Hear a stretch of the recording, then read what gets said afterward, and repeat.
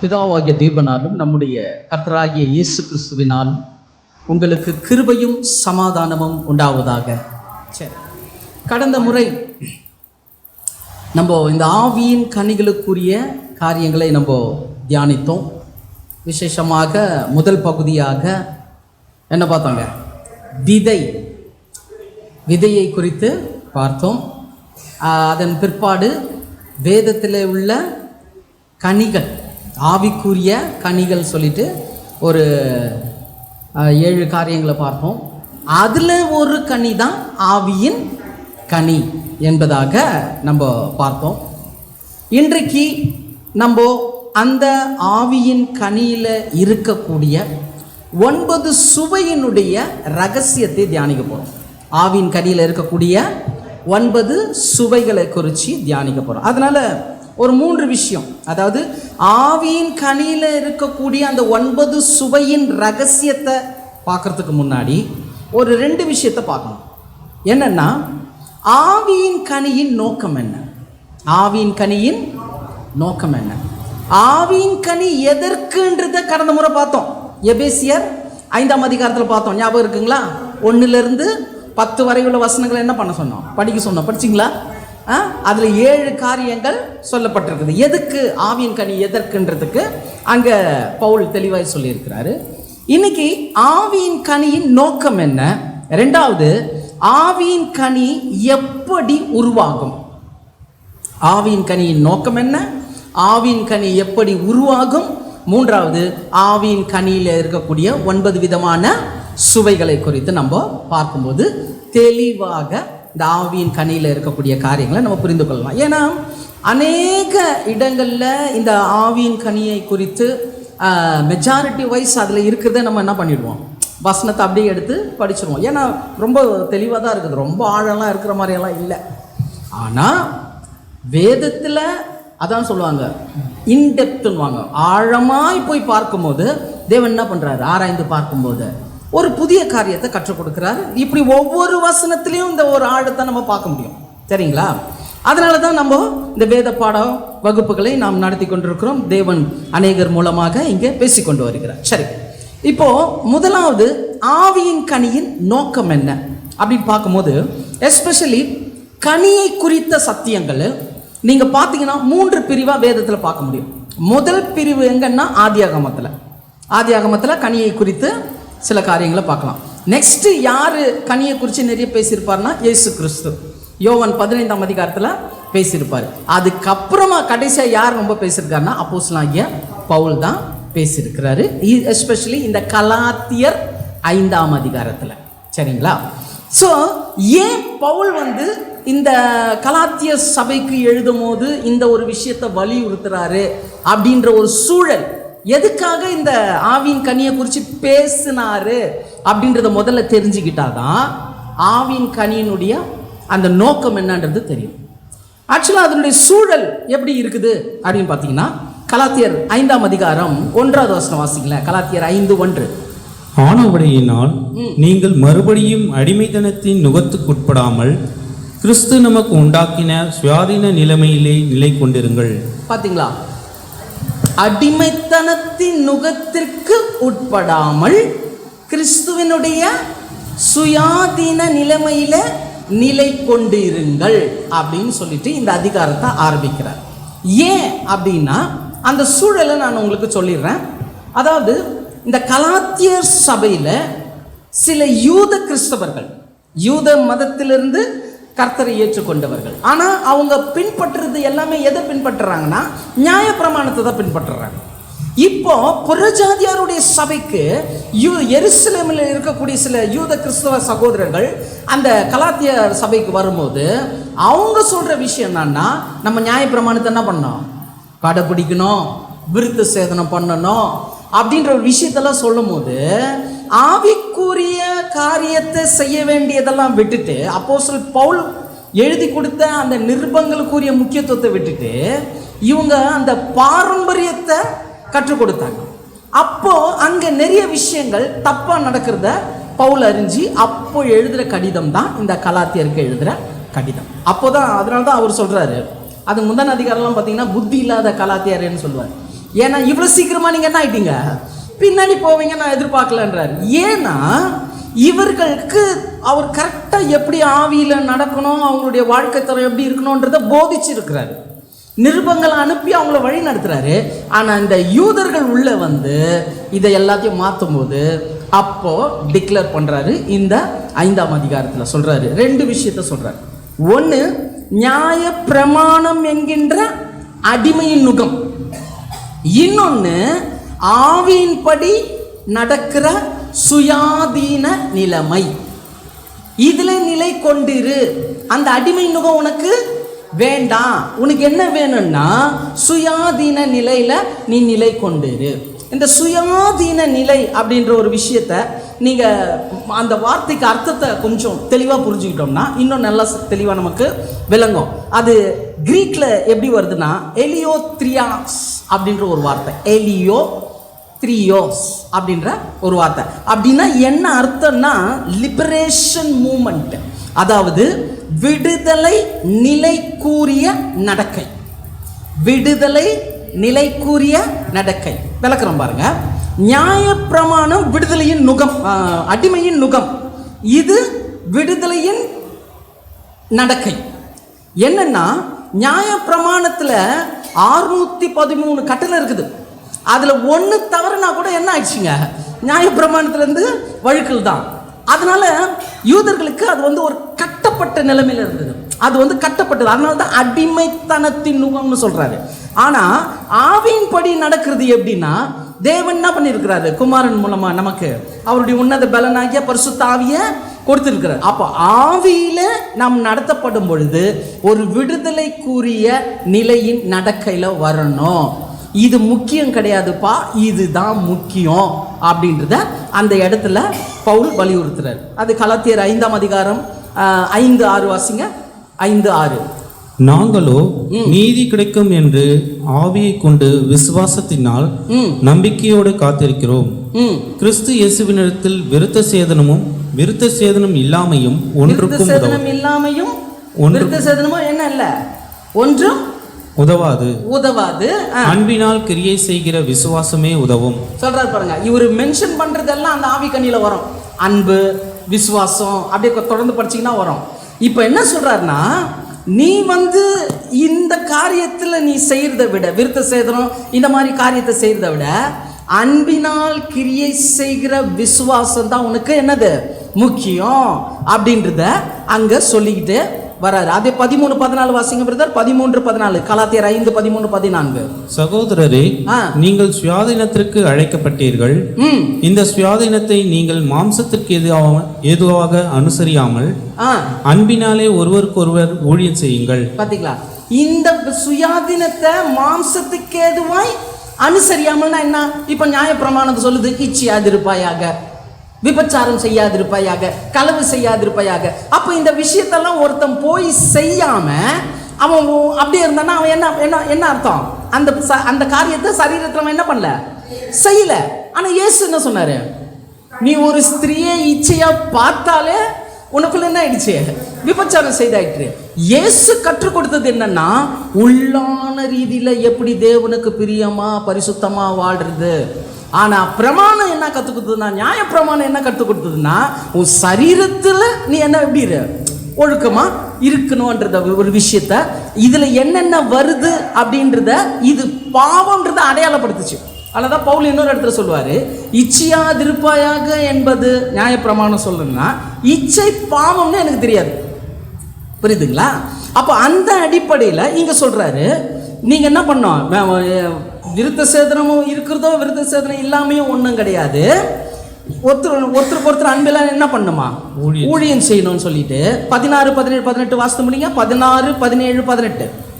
பின்னும் நான் சொல்லுகிறது என்னவென்றால் ஆவிக்கேற்றபடி நடந்து கொள்ளுங்கள். சொல்லிட்டார் பாருங்க, ஆவிக்கேற்றபடி நடந்து கொள்ளுங்கள், அப்பொழுது மாம்ச இச்சையை நிறைவேற்றாதிருப்பீர்கள். மாம்சம் ஆவிக்கு விரோதமாகவும் ஆவி மாம்சத்துக்கு விரோதமாகவும் இச்சிக்கிறது. நீங்கள் செய்ய வேண்டும் என்று இருக்கிறவைகளை செய்யாதபடிக்கு இவைகள் ஒன்றுக்கொன்று விரோதமாய் இருக்கிறது. விரோதமா இருக்குது. முடிஞ்சிடுச்சுங்களா? 16. ஆவியினால் நடத்தப்படுவீர்களானால் நீங்கள் நியாயப்பிரமாணத்துக்கு கீழ்ப்பட்டவர்கள் அல்ல. அப்ப என்ன சொல்றார் பவுல்? இந்த ஆவியின் கனியை குறிச்சு இதே அதிகாரத்துல தான் பேசுறாரு. பேசுறதுக்கு முன்னாடி இவ்வளவு விஷயத்த சொல்றாரு. நீ பிரமாணத்தின் அடிப்படையில் உன் சரீரத்துல நீ அதை கடைபிடிக்கணும்னு நினைச்சா உன்னால என்ன பண்ண முடியாது. அதனால தான் வருஷந்தோறும் போய் என்ன பண்றான்? அவன் பலி செலுத்தலாம். 5 விதமான பலிகளை தேவன் கொடுத்தாரு. ஏன் கொடுக்கணும்? நியாயப்பிரமாணத்தின்படி வாழ்ந்துட்டு போக வேண்டியது தானே. அப்ப நியாயப்பிரமாணத்தின்படி அவனால என்ன பண்ண முடியல? சரீரத்தில் செய்ய முடியல. அதே நிலைமை தான் நமக்கும். தேவனுக்காக உண்மையா இருக்கணும் சரீரத்தில் முயற்சி பண்ணீங்கன்னா என்னதான் ஆகுது? தோத்து தான் போறோம். அதுதான் கடந்த முறை நம்ம கடந்த கிளாஸ்ல பார்த்தோம். சாபம் இந்த சரீரம். ஆவி சரீரத்துக்கு விரோதமாகவும் சரீரம் ஆவிக்கு விரோதமா செயல்படுது. இதுல நன்மை செய்யணும்னு உள்ள இருக்கிறத இது செய்யாதபடிக்கு சரீரம் தடுக்கும். அது நம்ம விவரிச்சு படம் போட்டு காட்டணும்னு அவசியமே கிடையாது. ஏதாவது ஒரு தீர்மானம் எடுத்தா நிற்கிறோமா? இல்ல, கொஞ்ச நாளைக்கு தான் மறுபடியும் போயிடுறோம். அதை தான் காட்டுறாரு. அப்போ நீ இந்த பிரமாணத்தில் கட்டப்பட்டிருக்காத சுயாதீன நிலைமைக்கு வா, ஆவியினாலே நடத்தப்படுகிற ஒரு அனுபவத்தில் வா. அப்போ இதை வச்சு பார்க்கும்போது ஆவியின் கனியின் நோக்கம் என்னன்னா ஆவியின்படி நடப்பது. ஆவியின் கனியின் நோக்கம்னா ஆவியின்படி நடப்பது. இது இன்னும் நம்ம தொடர்ந்து பார்க்கும்போது இது இன்னும் உங்களுக்கு கிளியரா புரியும். ஆக்சுவலா ஆவியின்படி நடக்கிறதுனா என்ன அப்படின்னு ஒரு கேள்வியை கிறிஸ்தவர்கள் மத்தியிலே கேட்டா, தேவன் விரும்புகிற மாதிரி நடக்கணும் பிரதர். ஒரே வார்த்தையில் முடிச்சிடுறாங்க. தேவன் விரும்புகிற மாதிரியே நடக்கணும். அது கரெக்டு. எப்படிப்பா அது அப்படின்னா டெஃபினேஷன் கிடையாது, விளக்கம் கிடையாது. ஏதோ என்னால் தேவனுக்கு எப்படி பிரியமாக இருக்கலான்ட்டு அப்படின்னு இல்லாததெல்லாம் நம்ம சொல்கிறோம். ஆனால் பவுல் இங்கே தெளிவாக சொல்கிறாரு, ஆவியின்படி நடக்கிறதுனா என்னன்னா கனிகள் படியே நம்ம வாழ்வது. தொடர்ந்து நம்ம பார்க்கலாம். ஸோ ஆவியின் கனியின் நோக்கம் என்ன? நாம் ஆவியில நடத்தப்படுவதுதான் இந்த ஆவியின் கனியின் நோக்கம். அப்போ ஒவ்வொரு விசுவாசியினுடைய வாழ்க்கையிலும் ஆவியின் கனி எவ்வளவு முக்கியம் பார்த்துங்க. புரியுதுங்களா? இது சப்ஜெக்ட் கிடையாது, இது ஒரு பாடம் கிடையாது. இன்னும் ஒரு நாள் மாத்திரம் தியானிச்சுட்டு அதுக்கப்புறம் போறது இல்லை. இது நம்ம இயேசு கிறிஸ்துனுடைய வருகை வரைக்கும், நம்ம மண்ணுக்கு போற வரைக்கும் நம்ம ஆவியில நடத்தப்படுறதுனா என்னன்னா இந்த கனிக்குரிய செயல்பாடு இருக்கணும். புரியுதுங்களா? அது நம்ம தெளிவா புரிஞ்சுக்கணும். சரி, ரெண்டாவது, ஆவியின் கனி எப்படி உருவாகும்? ஆவியின் கனி எப்படி உருவாகும் அதை நம்ம தெளிவா புரிஞ்சுக்கணும்னா, இப்போ மாம்பழம் வேணும்னா என்ன விதையை விதைக்கணும்? மாவிதையை விதைக்கணும். மாவிதையை விதைத்தால் மாம்பழம் நமக்கு கிடைக்கும், மாமரத்தின் மூலமா. பலாப்பழம் வேணும்னா பலா விதையை விதைக்கணும், பலா மரம் மூலமாக பலா கனி கிடைக்கும். புரியுதுங்களா? நான் சொல்றது நல்லா கவனிங்க. மாங்கனி வேணும்னா மாவிதை விதைக்கப்பட வேண்டும், மாம்பழத்தினுடைய விதை விதைக்கப்படணும். பலாக்கனி வேணும்னா பலாக்கனியின் விதை விதைக்கப்படணும். இப்போ ஆவியின் கனி வேணும்னா எதை விதைக்கணும்? ஆவியில விதைக்கணும். ஆவியில விதைக்கணும். ஆவியில விதைக்கிறது தான் ஆவிக்குரிய விதைன்னு கடந்த முறை பார்த்தோம். இப்போ இந்த ஆவிக்குரிய விதை எதுக்கு நிழலா இருக்குது? லூக்கா 8ஆம் அதிகாரம் 11வது வசனம். லூக்கா 8:11. அந்த ஓமையின் கருத்தாவது விதை தேவனுடைய வசனம். விதை எதுக்கு நிழலா இருக்குது? தேவனுடைய வசனம். அப்போ ஆவிக்குரிய கனி வரணும்னா ஆவிக்குரிய விதையாகிய சத்தியம் நமக்குள்ள இறங்கணும். இது எவ்வளவுக்கு எவ்வளவு உள்ள இறங்குதோ அவ்வளவுக்கு அவ்வளவு வளர்ச்சி நமக்குள்ள வந்துடும். அதனால தெளிவா ஒரு விஷயத்தை புரிஞ்சுங்க. ஆவியின் கனியை குறிச்ச ரொம்ப தெளிவாய் நாம் அறிந்து கொள்ள வேண்டிய மிக முக்கியமான சத்தியம் என்னன்னா, ஆவியின் கனின்றது சரீர முயற்சி கிடையாது.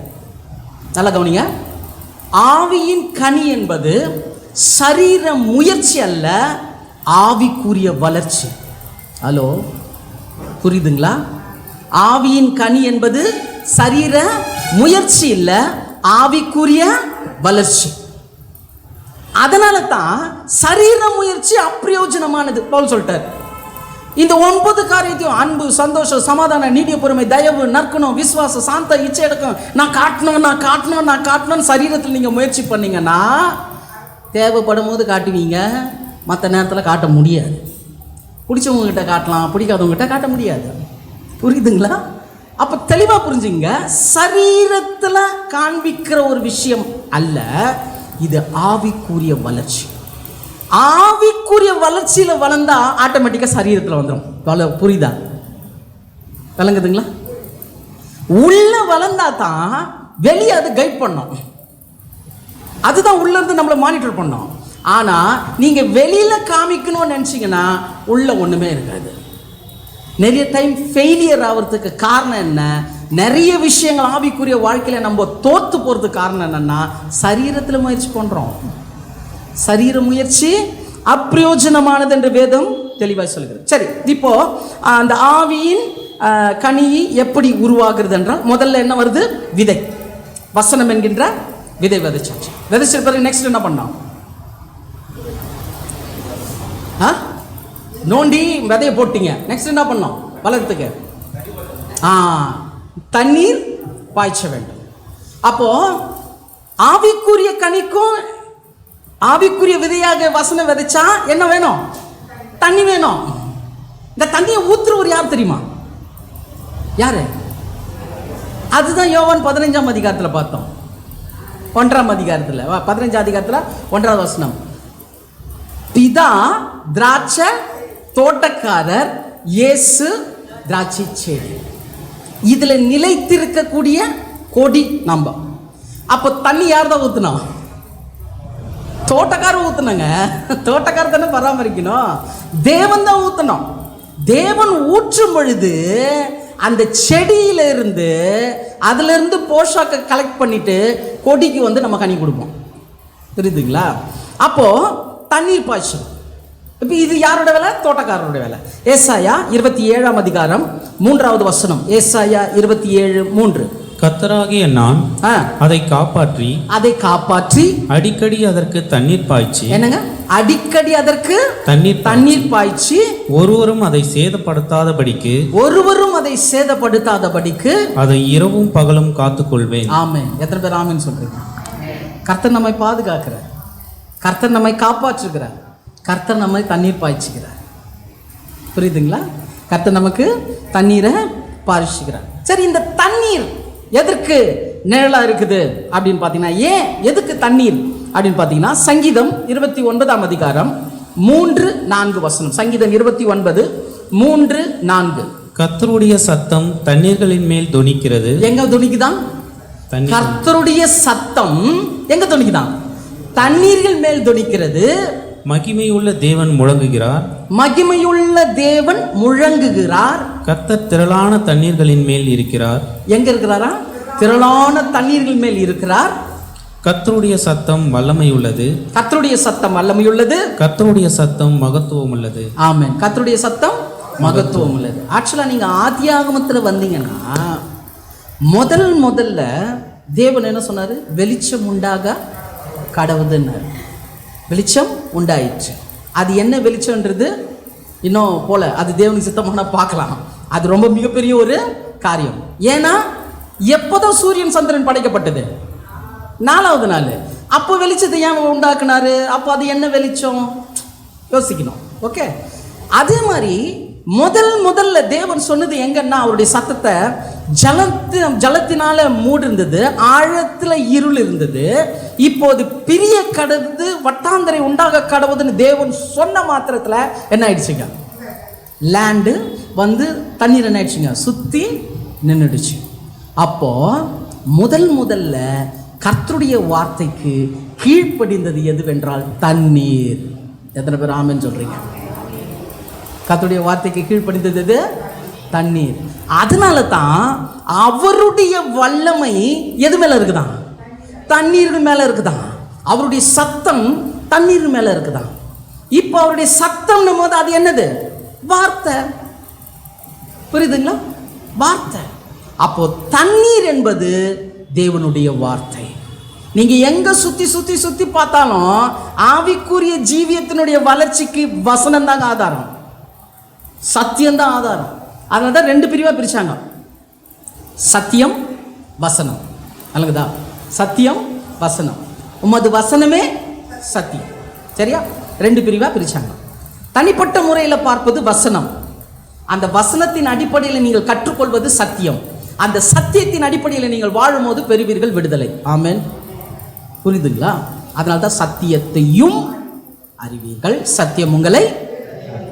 சரி, இப்போ தண்ணீர் பாய்ச்சப்படணும். அப்போ தண்ணீர் என்பது தேவனுடைய சத்தத்திற்கும் அவருடைய வசனத்துக்கும் நிழலாய் இருக்கிறது. என்ன வல்லமை, எப்படிப்பட்ட வல்லமை அப்படின்னு பார்த்தீங்கன்னா, இந்த தண்ணீரில் இருக்கக்கூடிய வல்லமை எப்படிப்பட்டது அப்படின்னு பார்த்தீங்கன்னா, இயேசு கிறிஸ்து இன்னொரு இடத்துல சொல்றார். யோவான் 4ஆம் அதிகாரம் 14வது வசனம். யோவான் 4:14. நான் கொடுக்கும் தண்ணீரை குடிக்கிறவனுக்கோ, இப்போ இயேசு சொல்றாரு, நான் கொடுக்கிற தண்ணீரை குடிக்கிறவனுக்கோ ஒரு காலம் தாகம் உண்டாகாது, ஒரு காலம் தாகம் உண்டாகாது. நான் அவனுக்கு கொடுக்கும் தண்ணீர் அவனுக்குள்ளே நித்திய ஜீவ காலமாய் ஊறுகிற நீரூற்றாய் இருக்கும் என்றார். எவ்வளவு காலம்? நித்திய ஜீவ. இதுக்கு டைம் சொல்ல முடியுமா?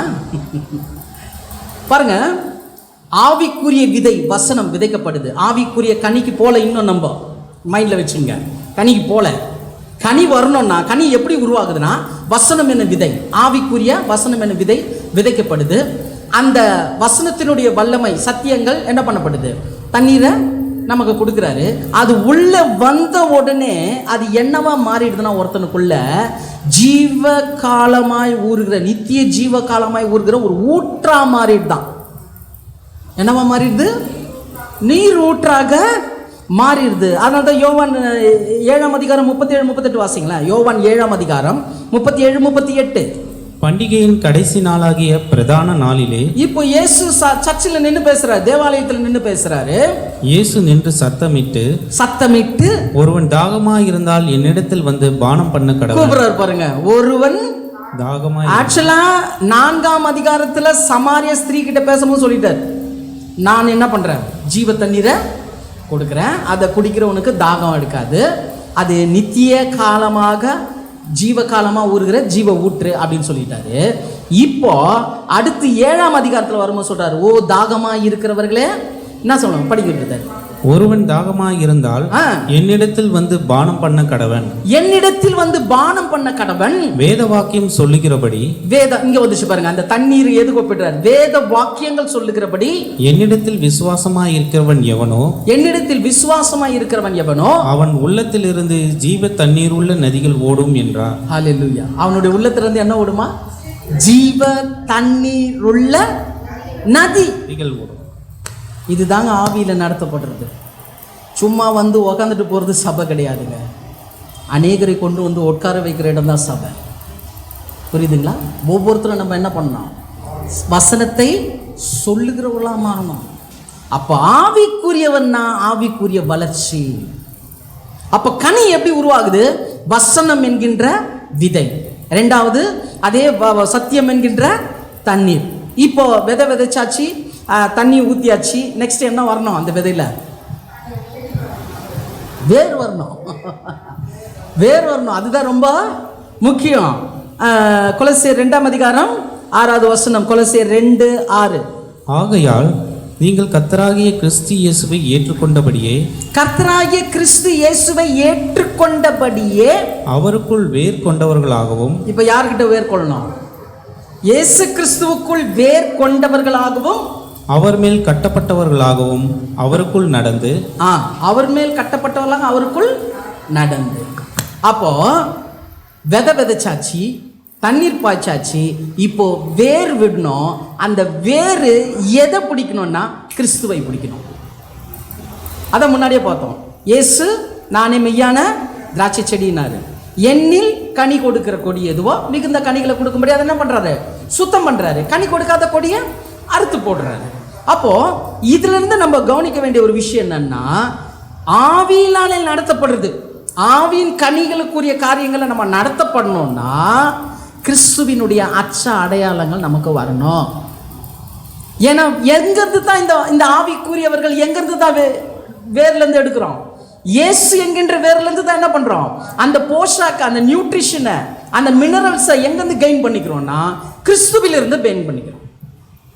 இப்போ கிறிஸ்துவுக்குள்ள இருந்து நம்ம எடுக்கிறதுனால கிறிஸ்துவ போல மாறலாம், கிறிஸ்துவின் குணலட்சணங்கள் மாறும். நம்ம தியானிக்கிற இந்த 9 காரியமும் திறன்பட இந்த உலகத்துல காண்பித்தவர் இயேசு. எத்தனை பேர் ஆமென் சொல்றீங்க? இப்போ நம்மளும் காட்டணும்னா அவருடைய ஹெல்ப் இல்லாம பண்ண முடியாது, அவருடைய ஹெல்ப் இல்லாம பண்ண முடியாது. அதனால தான் தேவன் தம்முடைய ஆவியை நமக்கு கொடுத்து என்ன பண்றாரு, அந்த தேவ ஆவியானவர் மூலமாக இந்த ப்ராசஸை நடப்பிக்கிறார். அந்த கிறிஸ்துவுக்குரிய காரியங்கள் எல்லாம் நமக்குள்ள வர்றதுக்கு நம்ம ஆவியினால நடத்தப்பட்டதான் முடியும். சரீர முயற்சியில நீங்க பண்ணீங்கன்னா முடியாது. நீங்க ஆவியில ஊன்ற கட்டப்படும் பொழுது சரீரத்தின் இச்சைகளை உங்களால் அழிக்க முடியும். நீங்க வெறுமன சரீரத்தில் நீங்க முயற்சி பண்ணீங்கன்னா முயற்சி பண்ண முடியாதுன்றது பண்ணணும். சரி, இப்போ வேறு கிறிஸ்து இயேசுக்குள்ள வேர் கொண்டாயிடுச்சு. நெக்ஸ்ட் அந்த வேர்ல இருந்து என்ன பண்றோம், ஊட்டச்சத்துக்கள் எல்லாமே எடுக்கிறோம். எடுத்த பிறகு இப்போ கனி வரத்துக்கு முன்னாடி மரத்துல என்ன வரும், முதல்ல துளிர் வரும், ஒரு துளிர் வரும். அந்த துளிர் எப்படி இருக்குதா, நீதிமொழிகள் 11ஆம் அதிகாரம் 28வது வசனம். நீதிமொழிகள் 11:28. தன் ஐஸ்வர்யத்தை நம்புகிறவன் விழுவான், நீதிமான்களோ துளிரை போல தழைப்பார்கள். பாத்தீங்களா, நீதிமான்களோ துளிரை போல தழைப்பார்கள். அப்போ வசனம் என்கின்ற விதை முதல்ல நமக்குள்ள வரணும். வேதத்தை நல்லா தியானிக்க அந்த விதை உருவாகுது. ரெண்டாவது, அதன் அடிப்படையில் நாம் காலடி எடுத்து வைக்கும் போது தண்ணீர் பாய்ச்சப்படுது. மூன்றாவது, கிறிஸ்துவினுடைய அச்ச அடையாளங்கள் நமக்குள்ள வரும்போது வேர் கொள்றவர்களாக மாறுறோம். இப்போ நீதிமான் அப்படின்னு தைரியமா சொல்றோம். எத்தனை பேர் ஆமென் சொல்றீங்க? துளிரை போல தழைப்பார். இப்போ துளிர் வந்துடுச்சு. ஓகேவா, என்ன வந்துச்சு, துளிர் வந்துடுச்சு. நெக்ஸ்ட் என்ன வரும், அதுல பூ வரும். அந்த பூக்கள் தான் ரொம்ப முக்கியம். வேதாகமத்தில் பூக்கள்னு சொன்னாலே சுகந்த வாசனையை குறிக்கும். என்ன குறிக்கும்? சுகந்த வாசனையை குறிக்கும். ஏன்னா ஆண்டவராகிய இயேசு கிறிஸ்து எப்படி தேவனுக்கு ஒப்பு கொடுத்தாரோ, தன்னை ஜீவ பலியாக சுகந்த வாசனையாக ஒப்பு கொடுத்தார். அப்போ அந்த வாசனையை கர்த்தர் என்ன பண்றாரு, நுகர்றாரு. அதுதான் கடந்த முறை பார்த்தோம். உதடுகளின் கனியாகிய ஸ்தோத்திர பலிகளை எப்படி நோவா பலியிடும் போது கர்த்தர் தேவன் என்ன பண்ணாராம், நுகர்ந்தாராம். நுகர்ந்த உடனே மைண்டே மாறிடுச்சு. அதான் கடந்த முறை பார்த்தோம். மைண்டே மாறிடுச்சு. என்ன மைண்டு மாறிச்சு தெரியுமா, நான் அழிச்சேன், இனிமே தண்ணியில் அழிக்க மாட்டேன். எவ்வளோ பெரிய மாற்றம் பாருங்க. நினைவே பட்டணத்துக்கும் அதே தான். சில விஷயங்கள் தேவன் விரும்புகிற மாதிரி, அதுதான் அந்த வாசனை, சுகந்த வாசனை. நம்மளை ஒப்பு கொடுக்கறது, அந்த சரண்டர் பண்ணும் போது தேவன் அதை சுகந்த வாசனையை நுகரும் போது தேவனுடைய மனமே என்ன ஆயிடுதுங்க, மாறுத. கடந்த முறை நம்ம பார்த்தோம். இப்போ சுகந்த வாசனை வரணும், பூக்கள் வரணும். துளிர் வந்த பிறகு, நீதிமானாக மாறின பிறகு சுகந்த வாசனை வரணும். என்ன வாசனை? 2 கொரிந்தியர் 2ஆம் அதிகாரம் 14வது வசனம். 2 கொரிந்தியர் 2:14. கிறிஸ்துவுக்குள் எப்பொழுதும் எங்களை வெற்றி சிறக்க பண்ணி எல்லா இடங்களையும் எங்களை கொண்டு அவரை அறிகிற அறிவின் வாசனையை வெளிப்படுத்துகிற தேவனுக்கு ஸ்தோத்திரம். இந்த வாசனை வரணும், தேவனை அறிகிற அறிவின் வாசனை. ஏன்னா தண்ணி ஊத்துறது யார் தான்? தோட்டக்காரர் தேவன் தானே ஊத்துறாரு.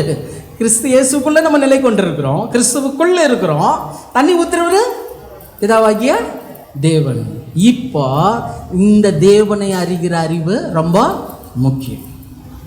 அதில் ரொம்ப ரொம்ப காரியம், இந்த தேவனை அறிகிற அறிவுக்குரிய காரியங்களை தியானிக்க வேண்டியது ரொம்ப முக்கியம். நீதிமான்னு சொல்லிட்டு நின்றுட்டா போதாது, நீதிமான்னு சொல்லிட்டு நின்றுட்டா போதாது. நீதிக்குரிய கிரியைகள் நமக்குள்ள என்ன பண்ணணும், வெளிப்படணும். அப்போ நீதிக்குரிய கிரியைகள் வெளிப்படணும்னா நம்ம இந்த தேவனை அறிகிற காரியங்களை அறிந்து கொள்ளும் போது, தேவனுடைய ஸ்பெஷாலிட்டி என்னன்னா, அவர் எப்பவுமே தன்னை வைத்து தான் பிள்ளைகளை பார்ப்பார். நான் பரிசுத்தர், நீங்களும். யாராவது எந்த கடவுளாவது இப்படி சொல்லுமா? எங்க யாராவது இப்படி சொல்லியிருக்காங்களா? நான் பரிசுத்தர், நீங்களும் பரிசுத்தமாக இருங்க. நம்முடைய தேவன் மட்டும்தான் சொல்லுவார். ஏன் தெரியுமா? உரிமை பாராட்டல். நம்ம பாராட்டுறோமோ இல்லையோ, அப்பான்னு கூப்பிடுறோமோ இல்லையோ, அவர் நம்மளை ஒவ்வொரு மணி பொழுதும் பிள்ளைகளாக தான் பார்க்குறாரு. என்னை போல நீ இருக்கணும், என்னை போல இருக்கணும்னு சொல்லிட்டு தன்னுடைய குமாரனே கொடுத்து நம்மளை என்ன பண்ணிட்டாரு, மீட்டு அந்த குமாரனுக்குரிய சாயலுக்கு நீங்களும் நானும் மாறுவதற்காக நம்மை தெரிந்து கொள்ளும். அப்போ சுகந்த வாசனமும் தேவனை அறிகிற அந்த வாசனை வரணும். அதிலே 16வது வசனம் வாசிங்க, 2 Corinthians 2:16. கெட்டு போகிறவர்களுக்குள்ளே மரணத்துக்கு ஏதுவான மரண வாசனையாகவும் ரட்சிக்கப்படுவர்களுக்குள்ளே ஜீவனுக்கு ஏதுவான ஜீவ வாசனையாகவும் இருக்கிறோம். பாத்தீங்களா? ஜீவ வாசனை வரணும். இந்த ஜீவ வாசனை என்ன ஆகுமா? மற்றவங்கள சொல்றாரு, ரட்சிப்புக்கு ஏதுவான ஜீவ வாசனை. அப்போ ஏன்னா நல்லா கவனிங்க, எல்லாரும் ஏகமாய் பாவம் செய்து அநியாயத்தின அக்கிரமத்தினால மரித்து போயிருக்கிறாங்க. உலகத்தார் எல்லாருமே என்ன இருக்கிறாங்க? மரித்த நிலைமையில் இருக்காங்க. மரித்தவனுக்கு முதல்ல ஜீவன் கொடுக்கணும், 2வது தான் நித்திய ஜீவன் வரணும். புரியுதுங்களா? வேதத்தில் அது ரொம்ப டிஃப்ரெண்ட் கரெக்டாக காமிச்சிருப்பாங்க. மூல மொழியில் அருமையாக ஜுவாய் அயோனியோ ஜுவாய் அப்படின்னு 2 வார்த்தை இருக்குது. ஜீவன், நித்திய ஜீவன். இயேசு தன்னை ஜீவன் சொன்னார். அவர் மரித்து எழுந்த பிறகு தான் பவுல் சொல்றாரு, இவரே நித்திய ஜீவனா இருக்கிறார். புரியுதுங்களா? ஏன்னா அவர் மனுஷீகத்தில் இருக்கும்போது ஜீவனாய் வந்தவர் நித்திய ஜீவனை சுதந்தரித்து அவரே நித்திய ஜீவனா மாறிட்டாரு. இப்ப கிறிஸ்துவை ஏற்றுக்கொண்டவர்கள் இந்த உலகத்துல இந்த ஜீவனை பெற்றிருக்கணும். புரியுதுங்களா? இந்த ஜீவனை பெற்றிருக்கணும். இந்த ஜீவனுக்குரிய காரியங்களை நாம் நடப்பிக்கும் பொழுது நித்திய ஜீவனுக்குரிய அந்த பங்காளிகளாக நீங்களும் நானும் மாறணும். புரியுதுங்களா? அப்போ மரித்து போகிற ஒருவருக்கு ஜீவனை கொடுக்க உங்களால் முடியும். இப்போ செத்து போனவனை ஒருத்தனை உயிரோடு கூட எழுப்புறத பெருசா பேசுறாங்க. ஏன்னா இயேசு கிறிஸ்து தான் பண்ண. ஏன்னா அவர் சொல்லிட்டார் இல்லையா, என்னை விசுவாசிக்கிறவன் நான் செய்வதை காட்டிலும் பெரிய காரியங்களை செய்வானோன்னு. செத்து போன போட்டதெல்லாம் அவன் எழுப்பிட்டு இருக்கிறான். வேற எங்கெங்கயோ என்னென்னோ நடக்குது. ஆனால் உண்மையான சத்தியம் என்ன தெரியுமா? இயேசு பிதாவாகிய தேவனுடைய குமாரன். அவருக்குள்ள அந்த லிங்க் இருந்தது, அந்த ஒரு உறவு, அது ஒரு வித்தியாசம். அதனால்தான் ஆதி முதற் பேருமானவர். அவர் தேவனுடைய ஆதி முதற் பேருமான. நம்ம புத்திர சுவிகாரத்துக்குரியவர்கள். ஆனாலும் அந்த உரிமை இருக்குது. ஆனா இயேசு ஏன் சொன்னான்னா, நான் செய்வதை காட்டிலும் பெரிய காரியங்களை செய்வான்னா, இயேசு உயிரோடு இருக்கக்கூடிய மரித்த சடலத்தை எழுப்பினாரு. நம்ம சடலமா சுத்திட்டு இருக்கிறவங்களே எழுப்பலாம். ஹலோ, கொஞ்சம் கண்ணை திறந்து பாருங்க. உங்க பக்கத்து வீட்டில் நிறைய சடலங்கள் இருக்கு, ரோட்ல நிறைய சடலங்கள் இருக்கு, உங்க அயலகத்தார் மத்தியில் வேலை செய்யற இடத்துல நிறைய சடலங்கள் இருக்கு. உயிரோடு எழுப்பணும். எத்தனை பேர் ஆமேன்னு சொல்றீங்க? ஏன்னா உங்களுக்குள்ள என்ன இருக்குது? ஜீவன் இருக்குது. அப்போ ஜீவ வாசனை என்ன வரணும்? ஜீவ வாசனை. துளிர் வந்த பிறகு என்ன ஆகணுங்க? சுகந்த வாசனை. பூ வரணும். பூன்றது சுகந்த வாசனை குறிக்குது. நெக்ஸ்ட் தான் என்ன வரும்? காய விட்டுறீங்களே. காய் வந்த பிறகுதான் கனி வரணும். காயோட தன்மை என்ன தெரியுங்களா? நிறைய இடத்துல காயின்னு சொல்றாங்க இல்லையா? காயோட தன்மை ஆக்சுவலா என்ன தெரியுமா? வாசிங்க ஆதியாகமம் 1ஆம் அதிகாரம் 29வது வசனம். ஆதியாகமம் 1:29. நல்லா கூர்ந்து கவனிங்க. ஆதியாகமம் 1:29. பின்னும் தேவன் இதோ பூமியின் மேல் எங்கும் விதை தரும் சகலவித பூண்டுகளையும், நல்லா கவனிங்க, விதை தரும் சகலவித பூண்டுகளையும், விதை தரும் கனி மரங்களாகிய சகலவித விருட்சங்களையும், விதை தரும் கனிமரங்களாகிய, அப்போ விதை தரும் கனியே மரங்களாகிய சகல விருட்சங்கள். ஓகே, போதும். இப்போ விதை தரும் கனி அப்படின்னா முதல்ல விதை போட்ட பிறகுதான் அதுல இருந்து தான் என்ன ஆயிடுச்சுங்க? அது கடந்த முறை பார்த்தோம், விதை பார்த்தோம், வார்த்தை விதை. அதுக்கப்புறமா என்ன ஆயிடுச்சுங்க? விதை வந்து தேவன் நல்லது என்று கண்டார். 3வது பார்க்கும்போது விதை ஜனங்களுக்கு அந்த கனி ஆகாரமாக மாறினதுன்றதை நம்ம ஃபர்ஸ்ட் கிளாஸ்ல, நம்ம முதல் கிளாஸ்ல நம்ம பார்த்தோம். இங்க நம்ம பார்க்கும்போது இங்க என்ன நடக்குதுன்னா, இந்த விதை தரும் கனி அப்படின்னும் போது இந்த காயோட தன்மை என்னன்னா, முதல்ல விதையில இருந்து தான் வந்துச்சு. அதே விதையை மறுபடியும் உற்பத்தி செஞ்சு பாதுகாக்கிறது தான் காயினுடைய வேலை. புரியுதுங்களா? ஒரு விதையை அந்த காய் கனி ஆகல, கனி ஆகிறதுக்கு முன்னாடி என்ன பண்ணுதுங்க? அந்த விதையை பிடித்து கொண்டிருப்பது, பாதுகாக்கிறது இதுதான் காய் என்று சொன்னாங்க. ஏன்னா நெக்ஸ்ட் ப்ராசஸ் அது கனியா மாறும் போது அந்த விதை கீழே விழுந்தோடனே மறுபடியும் என்ன ஆகும்? இன்னும் வளரும். புரியுதுங்களா? இது ஒரு சுழற்சி, இது ஒரு சுழற்சி, ஆவிக்குரிய சுழற்சி. அப்போ உங்க வீட்டில் நீங்க ரட்சிக்கப்பட்டிருக்கிறீங்க, நெக்ஸ்ட் உங்க வீட்டில் யார் ரட்சிக்கப்படணும்? உங்க பிள்ளைங்க ரட்சிக்கப்படணும், பிள்ளைக்கு பிள்ளை ரட்சிக்கப்படணும். இந்த அடிப்படையில் வரணும். அதனால தான் தேவன் தெரிந்து கொள்ளும் போது சந்ததியை தெரிந்து கொள்றாரு. சந்ததி எப்படி வர முடியும்? இந்த சுழற்சியில் வரணும், இந்த சுழற்சியில் வரணும். விதை தரக்கூடிய கனிகளை உருவாக்கணும். அப்போ காய் என்பது விதையை பாதுகாக்கிற ஒரு காரியமாக இருக்கு. அடுத்தது தான் என்னதுங்க? கனி. அதெல்லாம் எபேசியர் 5ஆம் அதிகாரம் 10-11 ஆவியின் கனி எப்படி உருவாகுது என்பதற்கு கடைசியாக பார்க்கிறோம். எபிரேயர் 5ஆம் அதிகாரம், எபேசியர் 5ஆம் அதிகாரம் 10-11. கர்த்தருக்குள் பிரியமானது இன்னதென்று நீங்கள் சோதித்து பாருங்கள். நல்ல கவனிங்க. கர்த்தருக்கு பிரியமானது இன்னதென்று சோதித்து பாருங்கள். கனியற்ற அந்தகார கிரியைகளுக்கு உடன்படாமல். என்னமா? கனியற்ற அந்தகார கிரியைகளுக்கு உடன்படாமல். அப்ப கனி இல்லைன்னா என்ன கிரியை தான் இருக்குது சரீரத்துல? அந்தகார கிரியைகளுக்கு உடன்படாமல் அவைகளை கடிந்து கொள்ளுங்கள். அதை என்ன பண்ண? அவைகளை கடிந்து கொள்ளுங்கள். 11 வாசிக்கிறீங்களா? 10-11. ஓகே. அப்போ இங்க இந்த கனி எப்படி உருவாகுதுன்னா, முதல்ல ஆவிக்குரிய விதை வசனம் வருது, ரெண்டாவது சத்தியம் என்னும் தண்ணீர் பாய்ச்சப்படுது, மூணாவது கிறிஸ்து இயேசுவுக்குள்ள வேர் கொள்ளப்படுது, நாலாவது அந்த வேர்லேருந்து என்ன பண்ணிக்குதுங்க? ஊட்டச்சத்தெல்லாம் எடுத்துக்குது. அதுக்கப்புறம் நீதிமான் என்கின்ற துளிர் வருது. அதுக்கப்புறம் தேவனுக்கு சுகந்த தேவனை அறிகிற வாசனை அந்த பூக்கள் வருது. அதுக்கப்புறமா காய், விதையை பாதுகாக்குது. நெக்ஸ்ட் சுழற்சிக்கு போறதுக்கு என்ன தேவை? விதை தேவை. சத்தியத்தை வாங்கு, அதை என்ன பண்ணத? விற்காத. ஆனா நீங்க கேட்டுக்கொண்டதை மற்றவங்களுக்கு என்ன பண்ணணும்? கொடுக்கணும். நீங்க அறிந்து கொண்ட சத்தியத்தை மற்றவர்களுக்கு என்ன பண்ணணும்? கொடுக்கணும். அதான் அந்த காயினுடைய தன்மை. கடைசியாக பார்க்கிறோம் கனி.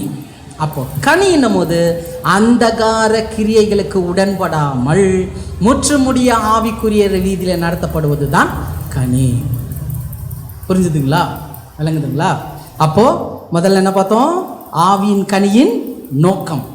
நோக்கம்னும் போது என்னதாங்க?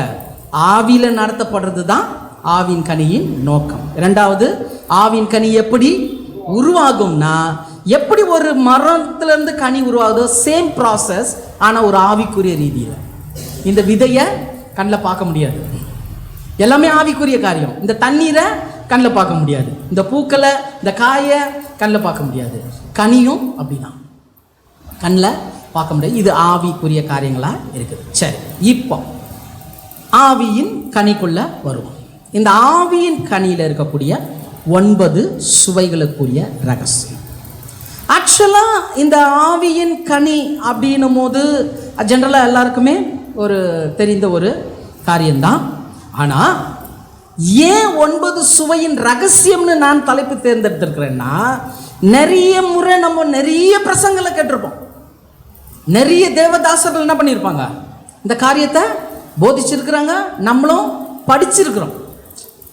இது ஒரு மறைக்கப்பட்ட ரகசியம் இல்லை, வெளியரங்கமான ஒரு சத்தியம், எல்லாருக்குமே தெரியும். ஆவின் கனி என்னன்னா 9ன்னு சொல்லுவாங்க. அந்த 9 சொல்லுனா தான் பிரச்சனை. 9ன்னு தெரியும், 9 கனின்ற 9 சுவைன்றது தெரியும்.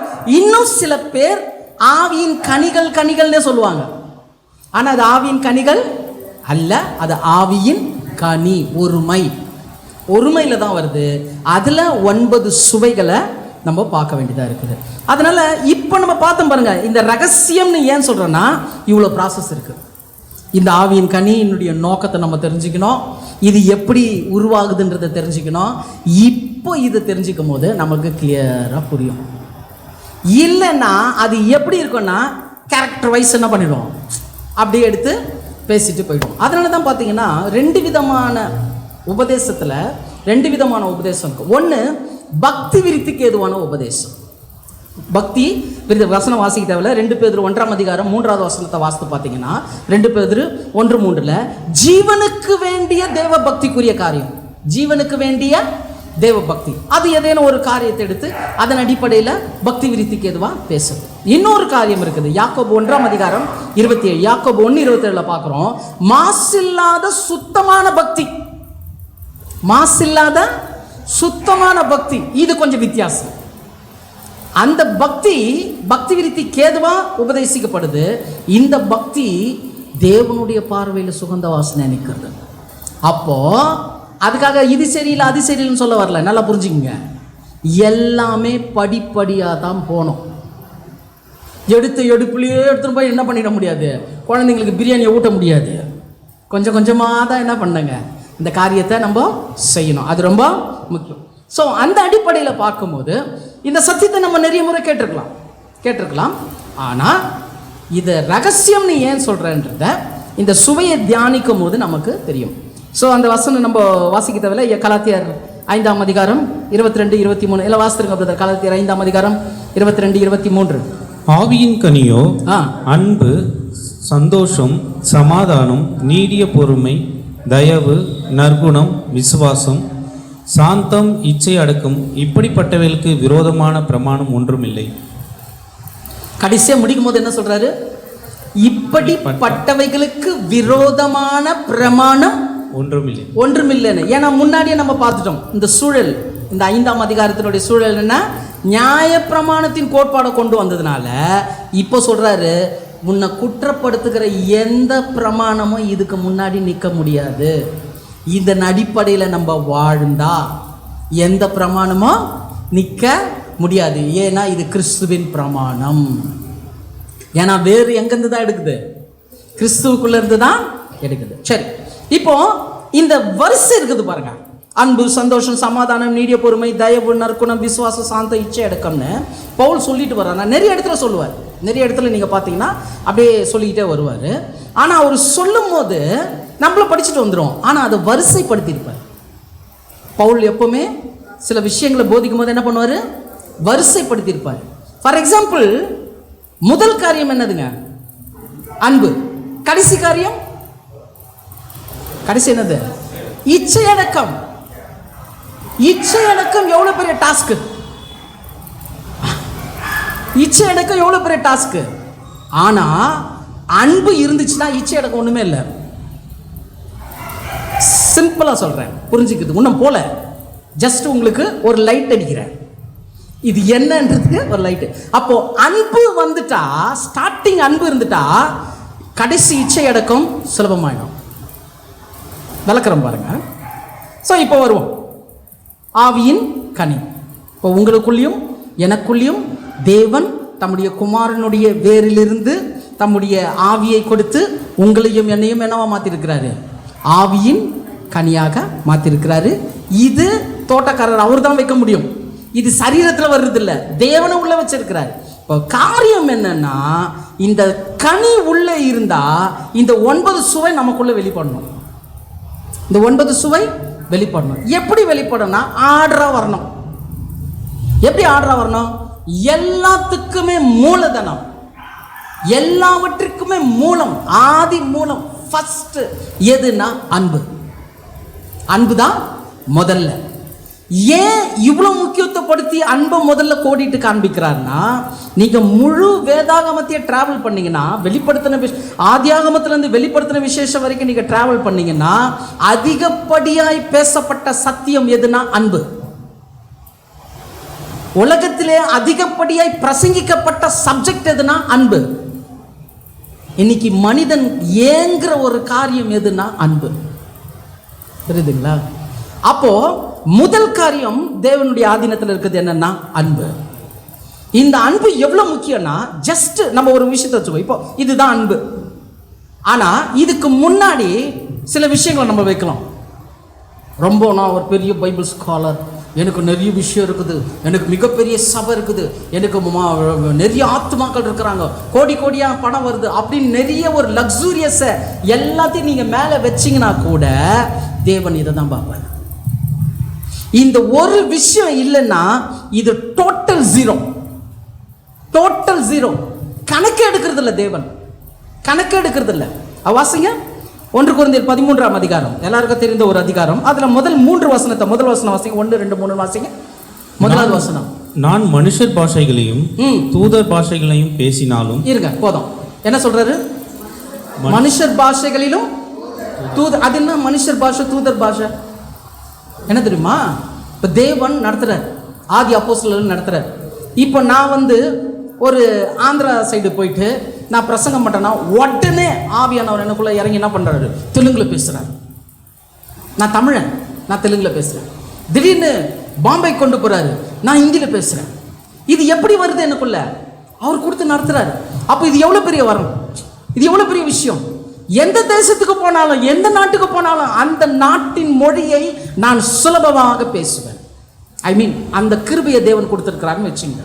இப்போ இதை வச்சு பார்க்கும்போது நான் மனுஷர் பாஷையில் பேசினா இது ஒன்று, இதோட நெக்ஸ்ட் லெவலு யார் பாஷை? தூதர்கள் பாஷை. எவ்வளோ பெரிய விஷயம் இதுங்க. ஆவிக்குரிய ரீதியில் எவ்வளோ உயர்ந்த ஒரு காரியம். எந்த தேசத்துக்கு போனாலும் அந்த தேசத்தின் மனிதனுடைய பாஷையை பேசணும்னா அது ஆவிக்குரிய ரீதியில் எவ்வளோ உயர்வு. தூதர்கள் கிட்ட பேசுகிறேன், அவங்க பேசுகிற அதே பாஷையில் நான் இங்கேருந்து தூதர்கள் கிட்ட பேசுகிறேன்னா அது ஆவிக்குரிய எவ்வளோ பெரிய உயர்வு. சொல்லிட்டு சொல்கிறாரு, வாசிங்க பிரதர். அன்பு எனக்கு இராவிட்டால் சத்தமிடுகிற வெண்கலம் போலவும் ஓசையிடுகிற கைத்தாளம் போலவும் இருப்பேன். முடிஞ்சது ஜோலி. நான் எங்கே போய் எல்லாம் பாஷையில் பேசினாலும், தூதர்கிட்ட டைரக்டா தூதர் பாஷையில் பேசினாலும் அன்பு இல்லைன்னா சத்தம். சத்தம் எவ்வளோ பெரிய விஷயம் பாருங்க. தூதர்கிட்ட பேசுறது, ஒவ்வொரு தேசத்தில் போய் பேசுறது, அன்பு இல்லைன்னா ஒன்றுமே இல்லை. அடுத்த வசனம். நான் தீர்க்க தரிசன வரத்தை உடையவனா இருந்து. தீர்க்க தரிசன வரத்தைனா இது இங்க இருக்குது அங்க இருக்குது பத்தி இல்லை, தேவனுக்கு சித்தமான பார்க்கலாம். நஃபி அப்படின்னு சொல்லுவாங்க, அதாவது இறைவாக்கு, தேவனுடைய சத்தியத்தை சொல்றது. தீர்க்க தரிசன வரத்தை உடையவனா இருந்தாலும் சகல ரகசியங்களையும் சொல்றாரு பாருங்க, சகல ரகசியங்களையும் சகல அறிவையும் அடைந்தாலும் மலைகளை பேர்க்கத்தக்கதாக சகல விசுவாசம் உள்ளவனா இருந்தாலும். எப்படி கேட்டகரி பாருங்க, எப்படி பிரிக்கிறாரு.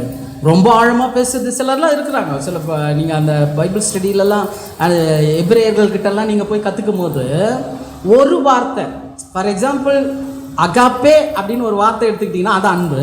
அந்த அகாப்பேக்கு அலெஃப் அப்படின்ற அந்த ஒரு வார்த்தை முதல் எழுத்து, அதை வச்சு பல மாதங்கள் எடுப்பாங்க. ஒரு வார்த்தை அலெஃப்ன்ற அப்படின்னு தமிழில் சொன்னோம்னா ஆன்ற எழுத்து. ஆனால் தான் நான் அல்பாவும் ஒமேகாவுமா இருக்கேன். அந்த ஒரு வார்த்தை வச்சு அவ்வளோ ஆழமா மாசக்கணக்கில் எல்லாம் பேசுவாங்க. ஒன்று அடுத்த கிளாஸுக்கு ஒன்றுமே என்ன இருக்காது, இவ்வளோ தானே இருக்காது, அப்படியே போயிட்டே இருக்கும். அப்போ அப்படிப்பட்ட ரகசியங்களை நம்ம பேசினாலும் அன்பு எனக்கு இராவிட்டால் நான் ஒன்றுமே இல்லை. மூணாவதுங்க, எனக்கு உண்டான யாவற்றையும் நான் அன்னதானம் பண்ணினாலும். எனது உண்டான யாவற்றையும் கொஞ்சம் யோசனை பண்ணி பாருங்க. இன்னைக்கு நம்மளுக்கு ஒரு வீடு இருக்கு, ஏதோ போயிட்டு வரதுக்கு ஒரு வண்டி இருக்குது, எல்லாமே இருக்குது. திடீர்னு எல்லாத்தையும் வித்து கொடுத்துட்டேன். இந்த உலகம் என்ன சொல்லுவோம், அவனை நம்ம என்ன சொல்லுவோம், எல்லாத்தையும் வித்து என்ன பண்ணிட்டாரு, தரித்திரம். எவ்வளவு முக்கியமானவன் பாருங்க, அதை தான் நான் சொல்ல வரேன். எவ்வளவு மேன்மையான காரியம். உள்ளானது எல்லாவற்றையும் நான் பெற்று கொடுத்தாலும், என் சரீரத்தை சுட்டரிக்கப்படுவதற்கு கொடுத்தாலும். என்னவா இது எப்படி தெரியுமா, நான் தேவனுக்காக நான் என்ன பண்றேன், பரவாயில்லப்பா, நான் தேவனை மறுதளிக்க மாட்டேன், என்ன கொளுத்து, என் ஜீவனை நான் கொடுக்குறேன், என்ன கொளுத்து. அப்படி தன் சரீரத்தை கொடுத்தாலும் அன்பு எனக்கு இராவிட்டால் எனக்கு பிரயோஜனம் ஒன்றும் இல்லை. ஒண்ணுமே இல்லைன்ட்டார். புரியுதுங்களா? அப்போ இந்த அன்பு எல்லாவற்றுக்கும் முக்கியம். நம்ம எப்படி வேணாலும் இருக்கலாம், அன்பு இல்லைன்னா ஜீரோ. உங்களுக்கு ஒண்ணுமே இல்லாம இருக்கலாம், அன்பு மட்டும் இருந்துச்சுன்னா நீங்க ஹீரோ. எத்தனை பேருக்கு புரியுது? அன்பை தேவன் அப்படிதான் பார்க்கிறார். சரியா? ஸோ அன்பு என்பது முதல் காரியம். அன்பு இருந்தா தான் நெக்ஸ்ட் என்ன வரும் தெரியுமா? சந்தோஷம். இந்த உண்மையான அன்பு இருந்தாலே வாழ்க்கையில் நெக்ஸ்ட் வருது என்னது? சந்தோஷம். அதோட லிங்க் தான் அது. அதனால தான் முன்னாடி சொன்ன ஆர்டர் பண்ணி போட்டிருக்கிறார் பவுல். அன்பு இருந்தால் தான் நெக்ஸ்ட் சந்தோஷம் கிடைக்கும். யோவான் 15:10-11. யோவான் 15:10-11. நான் என் பிதாவின் கற்பனைகளை கைக்கொண்டு அவருடைய அன்பிலே நிலைத்திருக்கிறது போல சொல்றாரு பாருங்க. இயேசு சொல்றாரு, அன்பிலே நிலைத்திருக்கிறது போல நீங்களும் என் கற்பனைகளை கைக்கொண்டிருந்தால், நீங்களும் கற்பனையை கைக்கொண்டிருந்தால் என்னுடைய அன்பிலே நிலைத்திருப்பீர்கள். இங்க அன்பு வந்துச்சா ஃபர்ஸ்ட்? அன்பிலே நிலைத்திருப்பீர்கள். என்னுடைய சந்தோஷம் உங்களில் நிலைத்திருக்கும்படிக்கும் உங்கள் சந்தோஷம் நிறைவாயிருக்கும்படிக்கும் இவைகளை உங்களுக்கு சொன்னேன். லிங்க் வந்துச்சா? அன்பு இருந்தா தான் சந்தோஷம் கிடைக்கும். நீ சந்தோஷத்தை மட்டும் தேடி அன்பை விட்டுட்டினா அந்த சந்தோஷம் நிலைக்காது. அப்போ அவருடைய அன்பிலே நிலைத்திருக்கும் போது அவருடைய சந்தோஷமும் நம்முடைய சந்தோஷமும் நிறைவா இருக்கும்படி நம்ம மாறுவோம்னு இங்க தெளிவாக சொல்லப்படுகிறது. ஸோ நான் ரொம்ப உள்ள போல அன்புன்னும் போது அன்புக்குரிய நிறைய வசனங்கள்லாம் நம்ம எடுக்கலாம். நமக்கு எல்லாம் தெரிந்த ஒரு விஷயம், முக்கியமானதை மாத்திரம் நான் எடுத்திருக்கிறேன். ஸோ அந்த அடிப்படையில் முதல்ல அன்பு வரணும். அன்பு வந்த பிறகு அன்பு தான் எல்லாவற்றுக்கும் ஆதி ஆரம்பம். நெக்ஸ்ட் அன்பு இருந்தால் என்ன வந்துருங்க? சந்தோஷம் வந்துடும். இந்த ரெண்டுமே இருந்தா மூணாவது என்ன கிடைக்கும் தெரியுமா? சமாதானம் கிடைக்கும். மூன்றாவது என்ன வரும்? சமாதானம் கிடைக்கும். ரோமர் 14ஆம் அதிகாரம் 17வது வசனம். ரோமர் 14:17. தேவனுடைய ராஜ்யம் புசிப்பும் குடிப்பும் அல்ல. சொல்றார் பாருங்க, தேவனுடைய ராஜ்யம் புசிப்பும் குடிப்பும் அல்ல, அது நீதியும் சமாதானமும். நீதியும் சமாதானமும் பரிசுத்த ஆவியினால் உண்டாகும் சந்தோஷமாய் இருக்கிறது. வந்துச்சுங்களா? இங்கே சந்தோஷத்துக்கு நெக்ஸ்ட் என்னதான் வருது? சமாதானம் வருது. அப்போ அன்பு இருந்தா சந்தோஷம் இருக்கும். இது ரெண்டுமே நிலைத்திருக்கும் போது சமாதானம் வரும். புரியுதுங்களா? சமாதானம் கிடைக்கும். அது சமாதானம் எப்படிப்பட்ட சமாதானம்? யோவான் 14ஆம் அதிகாரம் 27வது வசனம். யோவான் 14:27. சமாதானத்தை உங்களுக்கு வைத்து போகிறேன். சமாதானத்தை வைத்து போகிறேன். என்னுடைய சமாதானத்தையே உங்களுக்கு கொடுக்கிறேன். யாருடைய சமாதானம்? இயேசு சொல்றார், என்னுடைய சமாதானத்தை நான் உங்களுக்கு கொடுக்கிறேன். உலகம் கொடுக்கிற பிரகாரம் நான் உங்களுக்கு கொடுக்கிறதில்லை. உங்கள் இருதயம் கலங்காமலும் பயப்படாமலும் இருப்பதாக. ஆமென். சமாதானத்தை என்ன பண்றான்? வைத்து போகிறேன். நல்லா தெரிஞ்சுங்க, சமாதானம் என்பது வைக்கப்பட்ட ஒன்று. உங்க குடும்பத்தில் நிறைய பேர் சொல்லுவாங்க, சமாதானமே இல்லை பிரதர். தப்பு பிரதர். இயேசு உங்க வீட்டில் சமாதானத்தை வச்சிருக்கிறாரு, நீங்க எடுத்துக்கல. நம்ம எடுத்துக்கல. எடுத்துக்காம என்ன பண்ணிட்டான்? நீ பேச நான் பேச, நான் பேச நீ பேச, கடைசியில் அங்கே என்ன கெட்டு போச்சு? ஏன்னா முன்னாடி எது இல்லை? அன்பு இல்லை. அன்பு இல்லைன்னா சந்தோஷம் இல்லை, அப்போ சமாதானமும் இல்லை. புரியுதுங்களா? ரொம்ப முக்கியம். ஸோ மூன்றாவதாக என்னதுங்க? சமாதானம். இந்த அன்பு இருந்து அதன் மூலமாக சந்தோஷம் வந்து அதுக்கப்புறம் சமாதானம் வந்துச்சுன்னா நான்காவது நீடிய பொறுமை உள்ளவர்களாக இருப்போம். நீடிய பொறுமை உள்ளவர்களாக இருப்போம். எபிரேயர் 6ஆம் அதிகாரம் 11வது வசனம். எபிரேயர் 6:11. நீங்கள் அசதியாயிராமல் வாக்குத்தத்தமான ஆசீர்வாதங்களை விசுவாசத்தினாலும், வாக்குத்தத்தமான ஆசீர்வாதங்களை விசுவாசத்தினால, நீடிய பொறுமையினாலும் சுதந்திரத்துக் கொள்கிறவர்களை அதாங்க சுதந்திரத்துக் கொள்றது. எப்படின்னா இந்த நீடிய பொறுமை எப்போ வரும்னா வாக்குத்தத்தம் பண்ணப்பட்ட அந்த சுதந்திரமாகிய ஆசீர்வாதம் வரும்போது. இந்த 4 காரியமும் வந்துருச்சுன்னா, நீடிய பொறுமை வந்துருச்சுன்னா, நெக்ஸ்ட் தேவன் நமக்காக வாக்குத்தத்தம் பண்ணி வச்சிருக்கிற எல்லா காரியமும் என்ன ஆயிடுங்க? நமக்குள்ள வந்துடும். அதனால தான் பாருங்க, இதெல்லாம் விட்டுட்டு கர்த்தர் உன்னை ஆசீர்வதிப்பார், நீ கீழாகாமல் மேலாவாய், நீ போகிலும் ஆசீர்வதிக்கப்பட்டிருப்பாய், வருகிலும் ஒன்ன வேகாது. இது இருக்கணும். ஆவிக்குரிய நடக்க, இதுதான் ஆவியின்படி நடக்கிறது, ஆவியின் கனின்படி வாழ்றது. இது ஒரு காலம் கேட்டுட்டு விட்டு போறது இல்லை, வாழ்நாள் முழுக்க நம்முடைய வாழ்க்கையில கடந்து வருது. புரியுதுங்களா? அதனால தான் இது ஆவிக்குரிய வளர்ச்சி. அப்ப நீடிய பொறுமை வரணும். இப்போ நீடிய பொறுமை வந்துட்டா நெக்ஸ்ட் உங்க கேரக்டர்ல என்ன வந்துடும் தெரியுமா? தயவு வந்துடும். யாரை பார்த்தாலும் எப்படி பார்ப்பீங்க? சரி பரவாயில்ல விடு, இல்லை பிரதர் இவர் என்னை பத்தி இப்படி பேசிட்டார், பரவாயில்ல விடுப்பா. இவன் என்னை பத்தி இப்படி சொல்லிட்டா, பரவாயில்ல விடுப்பா. ஏன்னா உள்ள என்ன இருக்குது? அன்பு இருக்குது, சந்தோஷம் இருக்குது, சமாதானம் இருக்குது, நீடிய பொறுமை இருக்குது, வாக்குத்தத்தத்தை சுதந்திரத்துக்குள்ள எல்லாம் இருக்க பிறகு யாரை பார்த்தாலும் உங்களுக்கு தயவு வந்துடும். அன்னெசரியா நீங்க என்ன பண்ண மாட்டீங்க? கோபப்பட மாட்டீங்க. அதனால தான் முன்னாடியே சொன்னேன், இது சரீர முயற்சி இல்லை, ஆவிக்குரிய வளர்ச்சி. இந்த ஸ்டெப் பை ஸ்டெப் என்ன பண்ணுங்க, போக வேண்டியது அவசியமா இருக்கு. இப்ப தயவு அப்படின்னு சொல்லும் போது சகரியா 7ஆம் அதிகாரம் 9வது வசனம். சகரியா 7:9. சேனைகளுடைய கர்த்தர் உரைக்கிறது என்னவென்றால், சேனைகளின் கர்த்தர் உரைக்கிறது என்னவென்றால், நீங்கள் உண்மையாய் நியாயம் தீர்த்து, நீங்கள் உண்மையாய் நியாயம் தீர்த்து அவனவன் தன் சகோதரனுக்கு தயவும் இரக்கமும் செய்து. பாத்தீங்களா, இந்த 4 காரியமும் வந்துட்டா நெக்ஸ்ட் நம்ம சகோதரர்களுக்கு என்னதான் காட்டுவோம்? தயவு தான் காட்டுவோம். அங்க போட்டி கிடையாது, பொறாமை கிடையாது, எதுவுமே கிடையாது. இவ்வளவு விஷயங்கள் உள்ள வந்துட்டா நம்ம யார் நம்மளை பத்தி யார் என்ன விமர்சனம் பண்ணாலும் சரி, நம்ம சொந்தமோ பந்தமோ குடும்பமோ சபையோ விசுவாசிகளோ யார் என்ன சொன்னாலும் சரி, இந்த 4 விஷயம் உள்ள வந்துட்டா ஆட்டோமேட்டிக்கலி தயவு வந்துடும். அந்த விஷயத்தை என்ன பண்ணாது, பெருசு படுத்தாது, ஒன்னில் விடுப்பா, எல்லாம் மாறிடும். பார்த்துருக்கீங்களா? இதெல்லாம் எவ்வளோ பெரிய இந்த ஆவிக்குரிய வளர்ச்சியில் பாருங்க, தேவன் எப்படி ஒரு சுவையை வச்சிருக்கிறார் பாருங்க.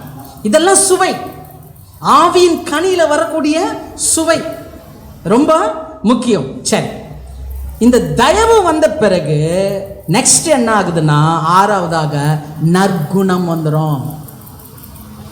நல்லவனா மாறணும் சொல்ல, நல்லவனா மாற முடியாது. இந்த 5 காரியமும் உள்ள இருக்கும் போது ஆட்டோமேட்டிக்கலி அவன் என்னவா மாறிடுவான்? நற்குணசாலியா மாறிடுவான். ரோமர் 15:14 ரோமர் 15:14. என் சகோதரரே, நீங்கள் நற்குணத்தினால் நிறைந்தவர்களும் சகல அறிவினாலும் நிரப்பப்பட்டவர்களும் ஒருவருக்கொருவர் புத்தி சொல்ல வல்லவர்களுமாய் இருக்கிறீர்கள் என்று நானும் உங்களை குறித்து நிச்சயித்திருக்கிறேன். என்ன மாதிரி நற்குணம் பார்த்தீங்களா? மெச்சூரிட்டி. ஒருவருக்கு ஒருவர் என்ன பண்றோம்? புத்தி சொல்றோம். சொன்னா அவங்க என்ன பண்றாங்க? ஏத்துக்கிற அளவு இருக்கணும். சில விஷயத்தை நானே சரியா செய்யாம நான் போய் சொன்னேன்னு வச்சுங்களேன், அவங்க என்ன பண்ணுவாங்க? சரிங்க அப்படின்ட்டு போன பிறகு என்ன சொல்லுவாங்க? இவர் ரொம்ப ஒழுக்கம், இவரை பற்றி தெரியுமா உனக்கு அப்படின்ட்டு போயிடுவாங்க. ஆனால் இந்த 5 காரியம் உள்ள வந்து நற்குணம் வந்துடுச்சுன்னா, நீங்கள் போய் ஒரு வார்த்தை சொன்ன உடனே அவங்க என்ன சொல்லுவாங்க? இல்லைப்பா, பிரதர் சொன்னார், சிஸ்டர் சொன்னாங்க, நம்ம என்ன பண்ணோம்? கீழ்ப்படினோம். ஏன்னா அதுக்கு முன்னுதாரணமாக இருக்கிறாங்க. அவங்க எப்படி இருக்கிறாங்கப்பா, அது மாதிரி நம்மள என்ன பண்ணோம்? மாறணும். அப்போ நற்குணம் என்கின்ற சாட்சி வரணும்னா முன்னாடி இந்த 5 காரியமும் ரொம்ப முக்கியமாக இருக்குது. இப்போ நற்குணம் வந்த பிறகு 7வதாக விசுவாசம் வரணும். இந்த விசுவாசம் கொஞ்சம் வித்தியாசம். அதனால தான் கடந்த முறை நான் சொன்னேன் 3 விசுவாசம் இருக்குது. அது ஆசாரிப்பு கூடாரத்தில் இருக்கிற மாதிரி ஆரம்ப நிலை விசுவாசம், 2வது பரிசுத்தமான விசுவாசம், அது அன்பினால் கிரியை செய்கிற விசுவாசம், 3வது மகா பரிசுத்தமான விசுவாசம். இந்த 3வது விசுவாசம் என்னன்னா மகா பரிசுத்தமான விசுவாசம். இந்த மகா பரிசுத்தமான விசுவாசம்னா என்ன? 1 யோவான் 5:4 1 யோவான் 5:4.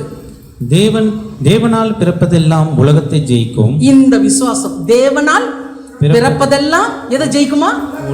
உலகத்தை ஜெயிக்கும். இப்போ நம்ம எங்க இருக்கிறோம்? உலகத்துல தான் இருக்கிறோம். உலகத்தை ஜெயிக்கிறோமா? முட்டி மோதிட்டு தான் இருக்கிறோம். ஆமா, மோதிட்டு தான்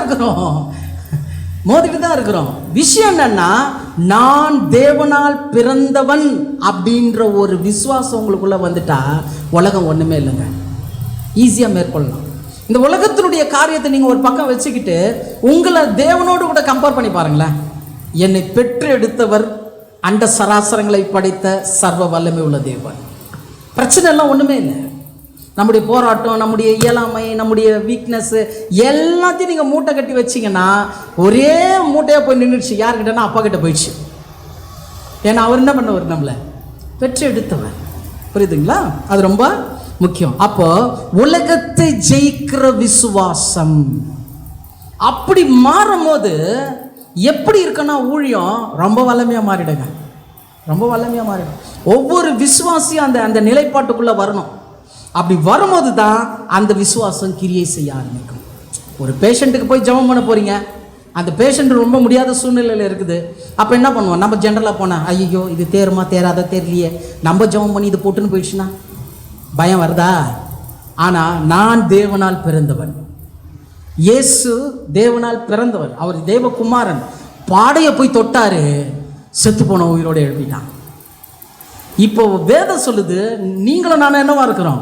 தேவனுடைய குமாரனும் குமாரத்திலாம் இருக்கிறோம்னா நமக்கும் தேவன் என்ன பண்றாரு? அந்த வல்லமை இருக்குதுன்னு விசுவாசிக்கணும். அதுதான் மகா பரிசுத்தமான விசுவாசம். அதனால இயேசு சொன்னார், நீங்கள் சந்தேகப்படாமல் இந்த மலையை பார்த்து சமுத்திரத்திலிருந்து பெயர்ந்து சமுத்திரத்திற்கு பெயர்ந்து சமுத்திரத்தில் தள்ளுண்டு போன்னு சொல்ல அது ஆகும். மொதல் சந்தேகப்படக்கூடாது. நிறைய பேர் ஜெபம் பண்ணிட்டு தான் சந்தேகப்படுவாங்க. நம்ம ஆளுங்கள்லாம் எப்போவுமே அட்வான்ஸ் தான். மழைக்காக ஜெபம் பண்ணுவாங்க. மழைக்காக ஜெபம் பண்ண போகிறவங்க மெயினாக என்ன எடுத்துன்னு போனோம்?